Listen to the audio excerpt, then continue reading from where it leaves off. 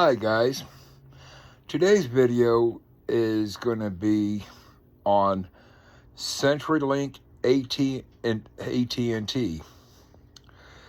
A while back in 2023 of April 2023 to 2025, I called CenturyLink. I needed them to disconnect my the internet, because I just sold the house because my mom passed away like the year prior to it, in July of 2022. Anyhow, I called them up and wanted them to disconnect the internet. They told me they were going to send me the QR code. I had my sister and my niece in the room and I had them on speakerphone when I asked. It took them till July to send me the QR code to send their equipment back. After that, I had to deal with 2 years of harassment from CenturyLink. Harassment, pain and suffering, mental and emotional distress. They discriminated against me because I told them I had a disability, and they got me on the Affordable Connectivity Program at the time.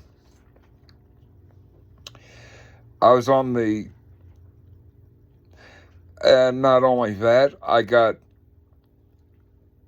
I was sent a bill that I owed them over $500 for the internet and all that, after I told them to disconnect it in April of 2023. They just left it on, kept it on, and then I had one of their one of the reps get a hold of me, telling me that I don't owe any money anymore. I'm like, yeah, I may not owe any money, but you still harassed me for 2 years with CenturyLink themselves harassed me for 2 years.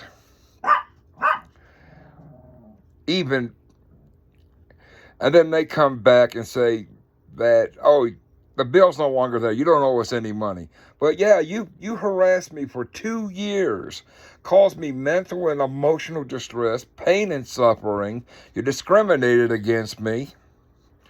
And you seem to think that just because I don't owe you any money, that it's all good. It's not all good. You harassed me for 2 years. I have photos of all the phone calls. I have photos of text messages from their debt collector that they sent after me during this time. And my sister witnessed how emotionally and mentally distressed I was throughout that period. The whole time that they were harassing me, I was telling my sister, I was saying, Lisa, we need to get a lawyer. We need to get a lawyer. We need to sue them because they keep on harassing me. She told me in the past, sometime before that, she said, if they keep it up, let me know. I'd let her know that they were still doing it, harassing me with text messages, emails, phone calls, their debt collectors getting a hold of me, doing the same thing.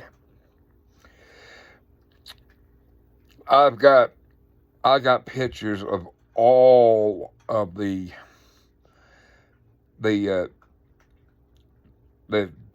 from their debt collector, and when I answered it from this company that said they were collecting a debt, they said they were collecting a debt for CenturyLink. Okay, and now that AT&T has bought a portion of CenturyLink. It's the internet, the fiber optic, which was what I had at the time. I believe they're responsible as well now because they decided to get involved with these guys. So, the way I see it, both CenturyLink and AT&T are at fault. I sent 3 demand letters to CenturyLink in the past. They didn't respond to none of them.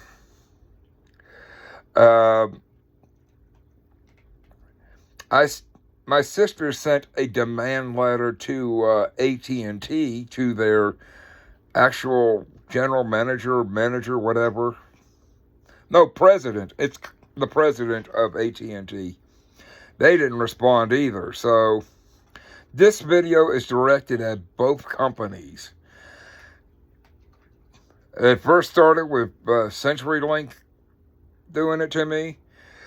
Now it's AT&T, and in the demand letters I asked for compensation because I feel that I'm entitled to compensation after 2 years of harassment. 2 years. And I've got pictures of everything. I've got witnesses. I've got the evidence in binders. I mean, I got some folders full of evidence of what CenturyLink did to me. I've got the witnesses. So, the way I see it is, they should compensate me for what they did. And it was a 2-year-long harassment. It wasn't, a 6 month of harassing me. It wasn't 6 months of harassing me. It was 2 years of harassing me. And I've got witnesses about how many times I've received a phone call or a text message from them or an email from them. I kept all the evidence against them. I wasn't going to get rid of it. I even sent them the evidence in the 3rd demand letter, and they never responded. So, my videos are going to be up on YouTube, TikTok, Facebook, and X. And I hope y'all can, I hope the same thing that happened to me doesn't happen to you in the future, whether you have a disability or not, because they do. CenturyLink and AT&T have a lot of problems with them. They have pricing issues. They'll take your internet up, blah, blah. They'll take your internet price up and make it more than what they originally told you. They did it to me on several occasions, and so they just like screwing with people. So anyhow, I just don't want anyone else to go through what I went through with them for 2 years. So this is just a fair warning to you about AT&T and CenturyLink. They're both like that. And they shouldn't be forgiven. They should have to compensate every last person that they've ever harmed, that they cause mental and emotional distress to. You, me, whoever else, with or without a disability.